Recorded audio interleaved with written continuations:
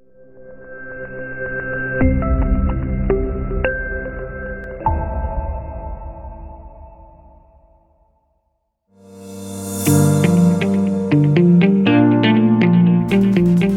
ahead, we are thrilled to have an exclusive session by a remarkable woman who is making a significant impact on education. She is the founder and CEO, School of Humanity in Dubai, and a true visionary regarding education. Please join me in welcoming Raya Bidshahri to the stage. A big hand for her. Hi, everyone. Good afternoon. I have to say, I'm really excited to be following this panel because they just made my job much easier with what I'm about to take you through today. So my name is Raya. I'm the founder and chief executive officer at School of Humanity. We're an American online high school with a really innovative learning model. At our school, we don't have traditional courses. Instead, our learners develop their knowledge, skills by tackling real-world challenges. They end every term with an internship. They get industry mentorship along the way. We're a global high school with learners across 10 countries, so they learn with learners from around the world. And above all, they develop flourishing skills for a meaningful life. And I'm going to go over a lot of kind of the insights from what we've been working on. But really, what I'm here to talk about today is why we need to reimagine education. Now, normally, I have to start with the statistics slides to show you why we need to reimagine education, but I think we're all on board, judging by how the last panel went. And to really give you some metrics to use if you ever find someone that disagrees with you, recent studies show from Yale that 75% of students hate going to school. And that's a really strong word. At the same time, 84% of the information we learn in high school is actually not useful to us later in life. And this is having disastrous implications on our global economy. We're seeing the increasing skills gap, where there's a gap between the skills we need for the workforce and the skills we're focusing on in the education system, which is costing $11.5 trillion in G20 countries alone. So, there's a mountain of evidence that suggests there are issues with what we're learning in schools, there are issues with how we're learning in schools, and that's linked to issues with why we're learning in schools. So I have a bit of a thought experiment that I would love for everyone to join me on. Imagine the global education system disappeared. All the international board exams, all the school buildings, all the teachers, everything was gone. And we got to start from scratch. We were designing a new human development system for today's world. How would you design this system? What would you teach learners in this system? How would you teach learners in this system? Would you even have schools? And this is a thought-provoking experiment because most people actually struggle to imagine something radically different.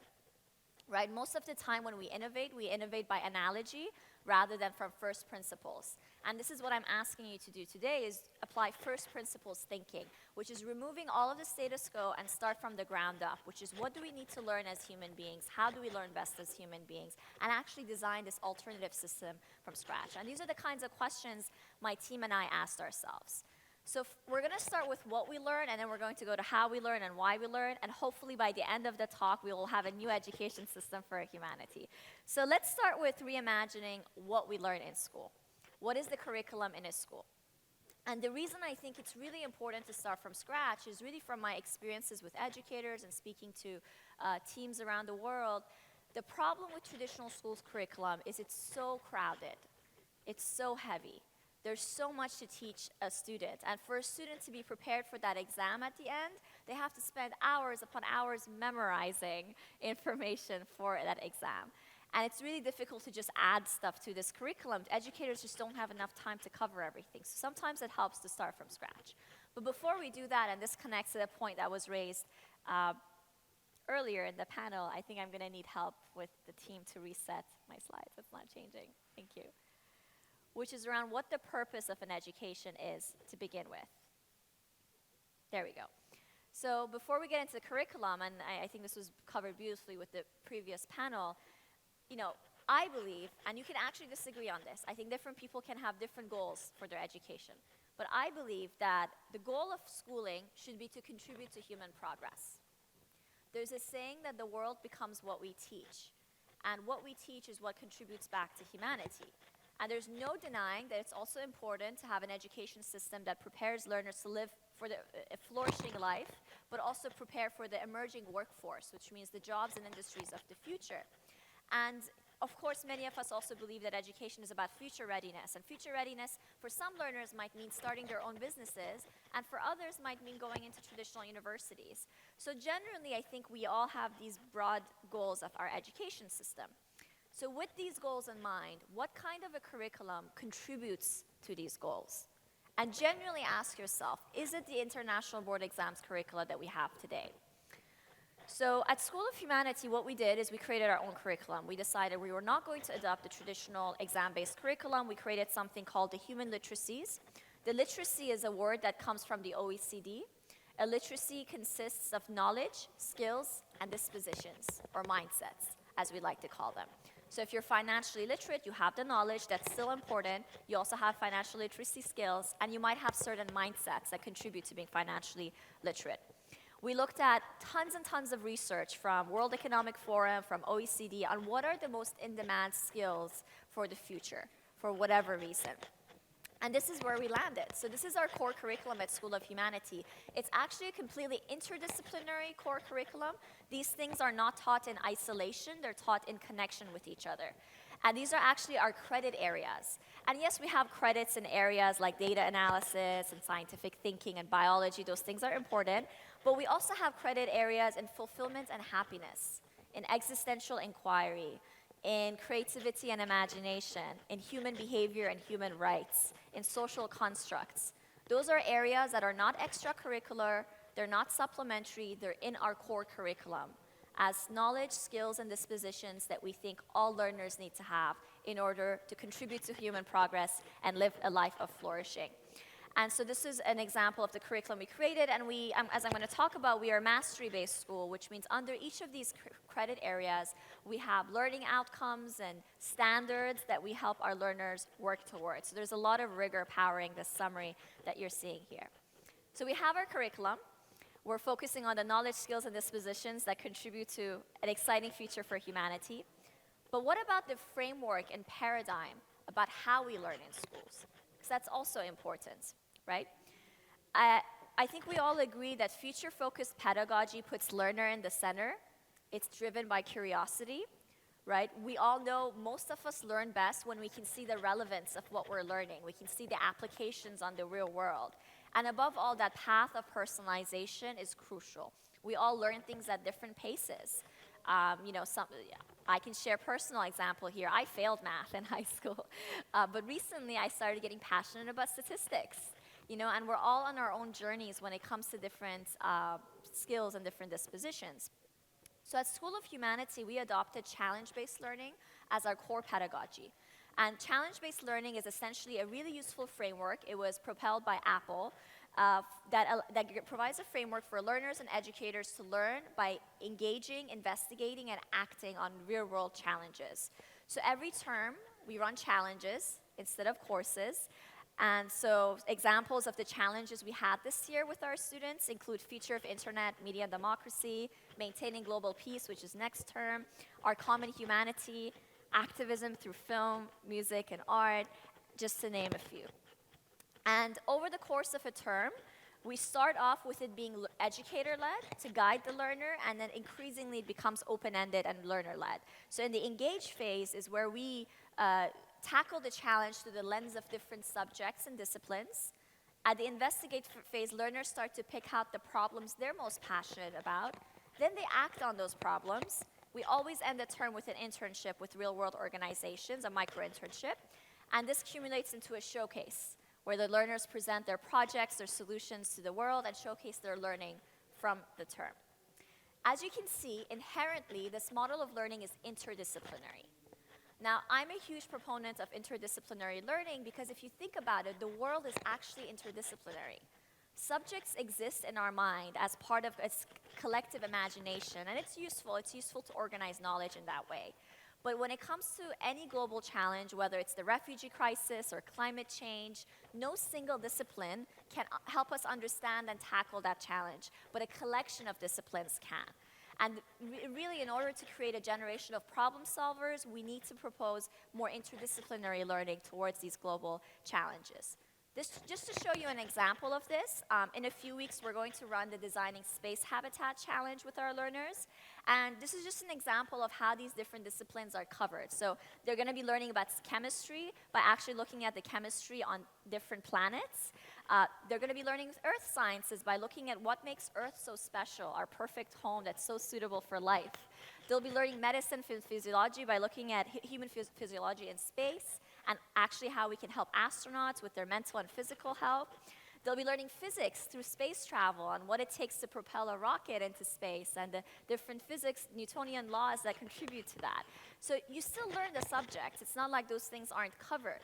They're just done in a much more interdisciplinary way. And we find that learners can immediately see the relevance of what they're learning, which makes it so much more engaging. Another aspect that schools like ours have adopted is a paradigm called mastery-based learning. Show of hands if you've heard of this paradigm before. Now, chances are you have heard of it, but not by this name, and you'll see why. So mastery-based learning is an approach where the school sets learning standards for different subjects or different skills, and learners have personalized journeys towards those standards. You don't evaluate learners on a bell curve against each other. You evaluate them against an objective standard. And it's based on a premise that all learners can get there. There's no bell curve. So for example, in a traditional school paradigm, we have these lessons, right? And we guide learners and we cover topics within lessons. In a mastery-based learning, a learner only moves to standard 2 or topic 2 if they've mastered standard 1 first, right? So you create personalized paths towards mastery. And it inherently makes sense because in this model, there's no such thing as slow or fast learners. Everyone's in their own journey, in their own pace. And mastery-based learning is a framework that's gaining a lot of momentum in the United States, and we really think it should be starting to be adopted globally. So in addition to allowing for personalization, it allows for a deeper understanding, it allows for self-direction on the learners have more agency. It's inherently built for differentiation. It's built into it. You don't have to do extra things to allow for differentiation. And from our experience, it allows for learners to just take responsibility of their learning, especially when they have the right system to see where they are in that mastery framework. At School of Humanity, we do this through our skill units. These are project-based units that learners do in their own time. They're completely self-paced, but of course, educators support them with it. Things like designing with nature, where we learn about biomimicry, physical models, which is all about models from physics, ethical philosophy, data skills for SDGs. So these are just some of the skill units that we introduce that allow for mastery for our learners. And they pick the ones that they need to focus on, that are gaps in their profile, and they move at their own pace. So we've reimagined school curriculum. We've reimagined how we learn. Now let's look at reimagining why we learn. When I talk about why we learn in school, I'm referring to what incentivizes learning in school. What is the incentive for learning, incentive structures? And for a lot of learners, just from talking to some learners in the traditional system, and including my little brother, he goes to school because he's forced to go to school. If you left it up to him, he would not go to school. And if you ask them why they learn, it's because, oh, I have homework, I have an exam tomorrow. Those are the incentives of learning. That's what incentivizes learning today, which is a tragedy for most of our learners. We need to shift that incentive towards learning out of curiosity and learning to better human progress, right? But in order to do so, as was mentioned in the previous panel, we need to reimagine exams completely, right? The problem with exams, and I'm not arguing against assessment, I'm arguing against that paper-based exam at the end of the year where you have a certain amount of time to recall everything you've been learning for over 2 years in 2 hours and apply them on this paper, right? We know that exams are not a holistic measure of intelligence.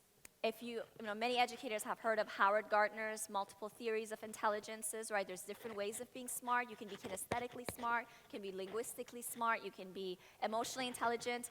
Exams measure one tiny type of that intelligence. So for learners that don't perform well on those exams, they think they're not intelligent. But really the issue is with how we're measuring their intelligence. Because of how content heavy they are and because they're not open book, even if there are application-based questions, there are tons of application-based questions, in order to apply, the learner has to remember a textbook worth of information. So they focus a lot more on recall rather than skills. They also give us no measure of progress, no measure of effort, no measure of the learner's personality, no measure of their values, because you cannot measure those things through a paper-based exam. So there's many, many issues that I think we all agree with exams. And when you think about why do we need some kind of an assessment, it really, as we discussed, is about evidencing learning. The learner needs to know if learning has happened, the educators need to know if learning has happened, and it's useful information. But some alternatives to evidencing learning, as we know, could be formative or micro-assessments throughout the year, and not just doing them for the sake of the exam at the end, but actually using those metrics in the final report.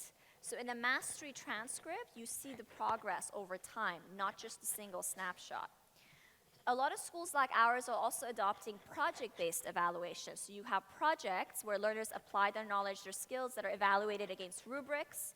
You also allow, through these project-based evaluations, multimodal evidencing of learning. So if a learner is not the best writer, but they're an amazing presenter, why should they not be able to present that they've learned something over writing it over an exam? And finally, you also create space for real-world learning. So what about the internships the learners are doing? What about their volunteering work? Those stuff usually doesn't make it to the report card. But in a project-based evaluation, you would evidence all of those things as examples of different skills, different mindsets that the learner has shown. So this is something called a mastery transcript. It's an alternative to a report card that over 300 schools in the United States have started to adopt. And as you can see, there are no grades. There are no numbers, and they actually removed the number in the middle is no longer part of the transcript. Instead, you showcase the transferable skills that a learner has mastered, and these are evidenced through real-world projects. So it's a layered transcript that shows a very holistic overview of what a learner is capable of. And this is not necessary to be a mastery-based school. There are lots of mastery-based schools that have traditional transcript. But what's amazing is over 300 universities recognize this transcript now.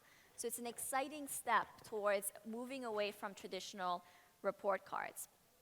A few other thought-provoking questions I want to share before we wrap up. In this model of education, really think about what is the future of a school campus and what is the purpose of a school campus? And why can't we imagine a model of learning where you do have an online first school, but a campus is where you go for in-person support and socialization? Even more, we really need to rethink the schedules of learners. I was chatting to a learner that I mentor recently who's in a pre-traditional school. He was talking to me about how difficult it is for him to focus at 6 p.m. after he's had a long day of school. And he was asking me for time management strategies. And it just broke my heart because I wanted to tell him, in the workforce, you're not even expected to do that. Imagine all of you tomorrow, your boss says that to you. You're going to be in meetings from 7 a.m. to 3 p.m. You get 2 breaks, and then you do your work when you get home. That's ridiculous. I wouldn't want to work in an environment like that, but that's what we do to our students. So we need to reimagine the school schedule to actually have blocks of time where learners can have personalized time, where they can focus on their work, where they can have that time for flow states and creativity to happen. And really, we also need to open up everyone's minds about learning outside of school as being equally important as learning in school, and allowing for opportunities to evidence those things for credits as well. And the educators are integral to all of this, right? So in a model such as this, the role of the educator really varies. I think we all agree that educators are no longer about transferring information. We're way past that with Google and ChatGPT. But really the role of the educator, which by the way is one of the hardest roles to truly automate, it's about being a learning facilitator. It's about being a learning journey designer. There's so much content out there, but designing a journey for the learners. You might even split up learning administrator and have someone else do that so the educators can focus on educating. And even more, it's really crucial that we bring mentors or coaches or whatever you want to call them into the mix. We need to expose learners to industry leaders that are actually pioneering in the world, which is why at School of Humanity we also have a network of mentors who come from different industries. Teaching is not their full-time role, but they're amazing at mentoring learners because they provide exposure, they provide networking opportunities, insights from the industry that is crucial if we're going to prepare students for the next workforce. What I want to highlight to you is we might sound like a crazy school, but we are part of a movement of schools and universities. So I just want to share a few other examples for inspiration. So this is the Agora School in Netherlands. It's a school with no curriculum, no teachers, no classrooms. Every student has their own personalized journey. The educators are coaches. They guide learners on that personalized journey. There's no need for classrooms because they don't do classes, so they have open learning environments for play and socialization and time for quiet studying and mastery time as well. Similar school, New View School in Cambridge, US. So it's based on the architectural studio model. The learners learn through 2-week sprints. Every 2 weeks, they solve a different problem, and that's how they learn, and they have dedicated time for mastering academic areas as well. The Green School in Bali, which we're part of the same network with, they're a unique nature-centered school. They too decided we're not going to adopt A-levels or CBSE or anything else that's out there. We're creating our own environmentally sustainable curriculum. And what's really amazing is the way they're reimagining school architecture. So the entire school is made of bamboo, which is beautiful from a kind of embedding into nature perspective. Even universities are changing. So this is the London Interdisciplinary School. It's a fully accredited university in the UK. They offer fully interdisciplinary undergraduate and master's degree programs. You don't pick one thing to study at LIS. You pick problems to solve, and you develop quantitative and qualitative problem-solving skills that span different disciplines. Minerva University in the US has been around for a while. They're a fully skill-based online university, but there's the option of traveling around the world while you study. And here's something that's interesting about Minerva. Minerva is harder to get accepted into than Harvard. So these alternatives are not easy. They're very rigorous, even from an admissions perspective. And really, this shows you it takes a systems thinking perspective and systems approach to truly reinvent education. It's not something we think we can do alone, and it's not something any of these schools can do alone, which is why we increasingly started partnering with existing schools, partnering with governments, to introduce aspects of our model into the existing system as well. And so when you think about the education system, there are so many different stakeholders, right? You have the regulators, accrediting bodies, you have the parents, the learners, curriculum boards. And what we learned very quickly is we can't change one of those things without dealing with all of them. So oftentimes, for example, if you're starting a new school in some countries, the regulators want you to have accreditation first, but the accreditation needs you to have the local license first, right? And then at the same time, parents don't want to sign up if you're accredited first, but accrediting bodies don't want to accredit you until you have some traction for a few years. So there's multiple chickens, multiple eggs, and you have to take a systems thinking perspective, and it takes a movement to truly change the education system. Solving problems systemically is also about getting to their root causes. So this is something called the iceberg model.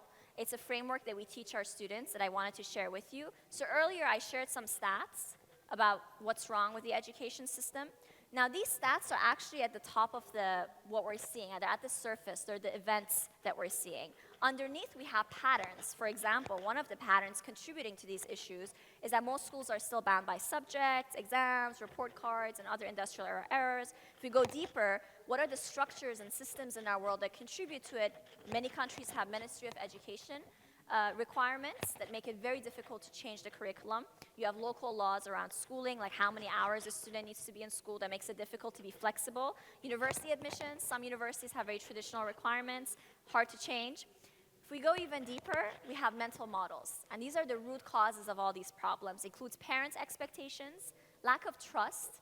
You know, we design our models of education without trust. We assume that students need to be given rules, and they need boundaries, and they need, control over it. We also have issues with narratives around education.